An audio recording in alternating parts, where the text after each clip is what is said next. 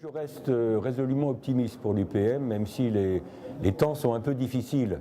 Les temps sont un peu difficiles pour des raisons politiques, évidemment. Le conflit israélo-palestinien, le Sahara, tout ça, ça crée des tensions politiques qui ne vont pas disparaître du jour au lendemain. Et c'est parce que ces tensions politiques ne vont pas disparaître du jour au lendemain que pour avancer, il faut faire du concret. Et donc moi je crois à l'UPM depuis le début, c'est-à-dire depuis 2008, à condition qu'on fasse du concret, c'est-à-dire que sur des sujets comme l'énergie, l'eau, l'environnement, les infrastructures, l'éducation, l'enseignement supérieur, le financement. Je suis totalement en faveur d'une banque régionale de financement de la Méditerranée, par exemple, sur ces projets concrets, qu'on avance, si possible tous ensemble, et puis si ce n'est pas possible d'avancer tous ensemble, qu'on avance à géométrie variable.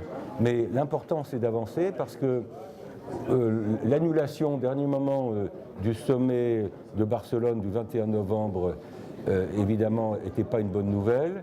Moi, j'attends avec impatience qu'on refixe une nouvelle date et qu'on refixe un nouveau cap. Mais je répète, pour moi, les obstacles politiques qui existent depuis longtemps, qui risquent d'exister encore un certain temps, ne doivent pas être utilisés comme un argument pour ne pas avancer sur des aspects concrets. Et j'insiste sur un point.